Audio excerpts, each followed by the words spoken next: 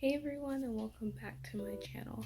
Today's video is 5 must-haves for people with adult ADHD. Now, again, you don't have to have all of these things. However, I've found them to be very helpful as being like a sort of comprehensive treatment plan and support through life in general. So anyway, let's just get on with the 5 things. So number 1 is talk to your PCP. If you have the option to talk to a primary care physician, tell them about your worries and whatnot. Now this is if you suspect you have adult ADHD or you're going through the diagnosis process, or even if you've already been diagnosed or you're just trying to get re-diagnosed. Seeing as you have a PCP, most likely they're going to be involved with all the aspects of your health, and it's very important that they are included in your health and mental health journey, because it's very important that my PCP knows that I'm taking medication that may make me lose weight, like depending on how it affects people's body heavily. So it's nice that they know that if there's ever a sudden change, it's probably because I've had new medication, at least in regards to my mental health, since I don't take any other medication. Another great thing is they may have some type of viewpoint or perspective that you may have not even thought of, or your mental health professional may not have thought of. So always have them as another source of support / information. Number 2 would be get a therapist or a coach, depending on your needs, which personally I'm going to heavily suggest you get a therapist. The difference that I understand it as is therapy or a therapist specifically help you deal with past, trauma that is included with just living with the condition. And then also it helps you talk through, or at least try to work your way through the issues or problems that may aggravate or make the condition worse. Isn't the word I really want to say, but that's the best word I can think of currently. While coaches really help you in the present time to prevent new problems from arising. So, for example, I would talk to a therapist about the fact that I heavily compare myself to people when I shouldn't, while I would go to a coach to help me figure out systems and methods in order to make my future self better, so I don't have to compare myself to other people, because I've already done the things that make me feel like I want to be me and I don't have to be anyone else.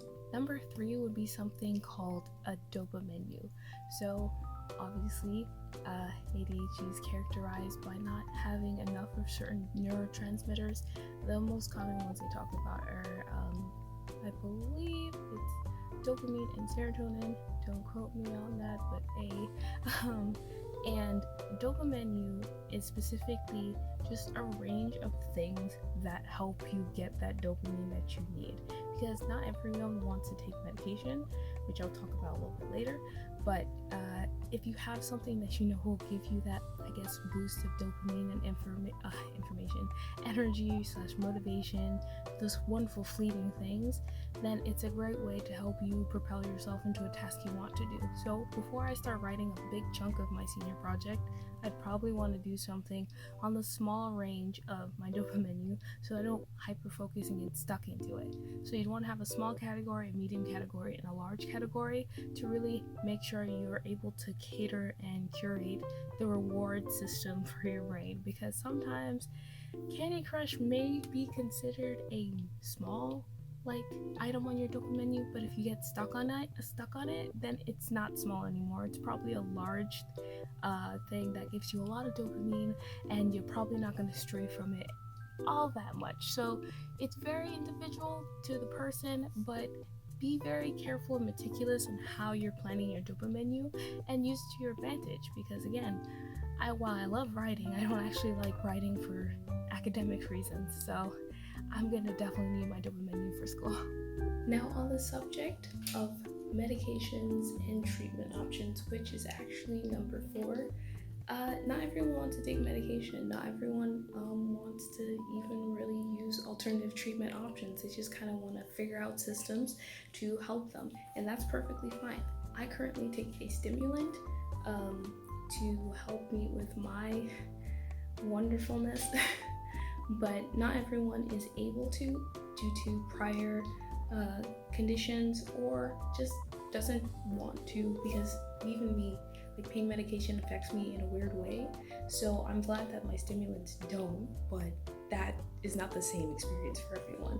So I would definitely talk to your PCP, they're the ones that are prescribing it, or your mental health specialist / professional to help you cater to what you need. Because some people, they can't take stimulants because of the whole like heart issues. However, they have non-stimulant like options. So definitely talk to someone who like is well educated on the medical side of stuff, because they most likely have an option for you. And if the medication side doesn't go for you at all, that's perfectly fine. Again, you can create systems with a coach or even with a therapist to figure out ways to help make your life easier and make that wall or obstacle a little bit shorter for you.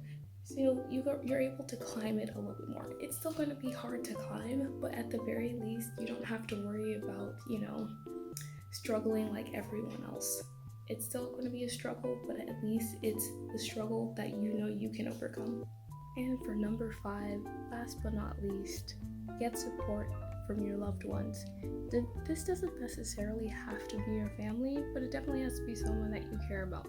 For me personally, my best friend was a very, very, very important resource for me while I was getting diagnosed and, figuring out what the heck was happening with me, even before I even thought it had to be or may have been ADHD.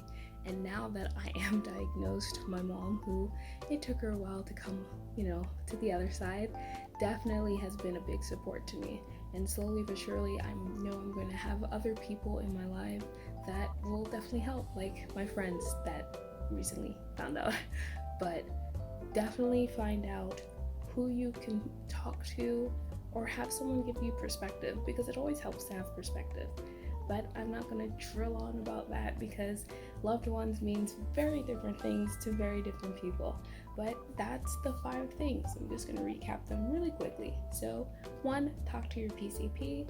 2, get a therapist or a coach. Heck, you might even want to get both of them. Get or create your own dopamine menu that is custom to you and your habits. 4, check out medications, stimulant, non-stimulant, and other treatment options to help yourself with this condition, because honestly, it's personal. Mental health is personal, so you have to figure out what works for you and what you feel comfortable in doing to treat yourself.